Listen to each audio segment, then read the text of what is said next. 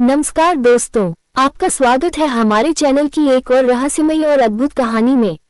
आज हम लेकर आए हैं एक ऐसी कहानी जिसमें जादू है, मंत्र है, तंत्र है, लेकिन साथ ही है इंसान की बुद्धि, प्रेम और आत्मबल की शक्ति।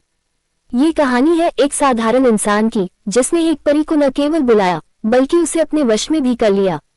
लेकिन क्या ये सही था? जानिए पूरी कहानी में। कहानी शर्त का जादू, जब इंसान ने परी को वश में किया। बहुत पुरानी बात है। मध्य भारत के एक गांव सिद्धपुर में एक युवक रहता था। नाम था राघव। वो पढ़ा लिखा नहीं था, लेकिन उसमें कुछ अलग था। एक सवाल, एक जिज्ञासा, क्या परियां सच में होती हैं? और क्या कोई उन्हें अपने वश में कर सकता है? उसकी दादी कहा करती थी कि पुराने जमाने में तांत्रिक परी लोग की सीमाओं को पार कर लेते थे, लेकिन ये बेहद खतरनाक होता था। पर राघव तो ठान चुका था। उसने जंगलों में पुराने ग्रंथ खोजे, तांत्रिकों से मुलाकात की और आखिरकार उसे एक मंत्र मिल गया। सप्तवार्य मंत्र, जिससे एक विशेष दिन, एक विशेष समय और एक विशेष यंत्र के साथ रात्रि परी को बुलाया जा सकता था।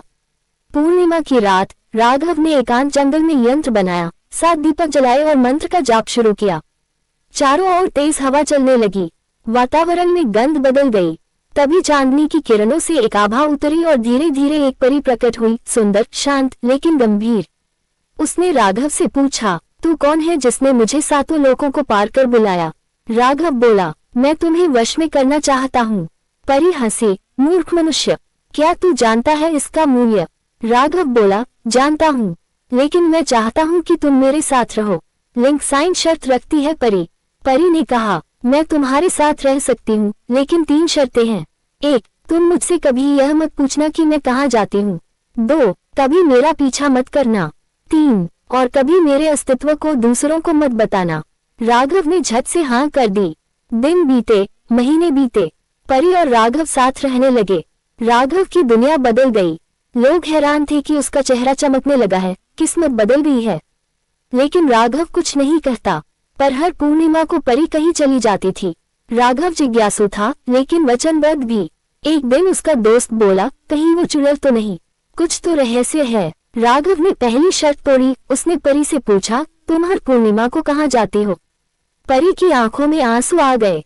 उसने कहा, तुमने पहली शर्त तोड़ी, 2 और बाकी हैं, सोच समझकर रहना। अगली पूर्णिमा पर राघव ने उसका पीछा किया। उसने देखा परी एक झील के किनारे बैठकर रो रही थी और आकाश की ओर देख रही थी। परी ने अचानक पीछे मुड़कर देखा। उसकी आंखें अब स्वर्ग जैसी नहीं, शोक में डूबी थी। दूसरी शर्त भी टूट गई। अब राघव बेचैन हो गया। उसने गांव में जाकर अपने दोस्त को सब कुछ बता दिया। और जैसे ही तीसरी शर्त टूटी, परी एक तेज प्रकाश में बदली और बोली, राघव, तुमने वो सब खो दिया जो तुमने प्रेम और श्रद्धा से पाया था। मैं अब जा रही हूँ, हमेशा के लिए। राघव अकेला रह गया। उसकी जिंदगी फिर साधारण हो गई, लेकिन उसने जीवन भर एक बात सभी को बताई, जो भी शक्ति प्रेम से मिलती है, उसे वश में करने की लालसा नहीं होनी चाहिए। सम्मान और विश्वास हर रिश्ते की नींव है। प्रेम को जबरदस्ती नहीं, श्रद्धा से पाना चाहिए। जो हमें मिल जाए उसका सम्मान करें, उसे बांधने की कोशिश नहीं।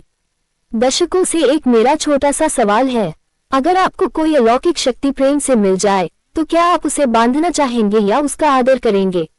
अपने विचार कमेंट में जरूर बताएं।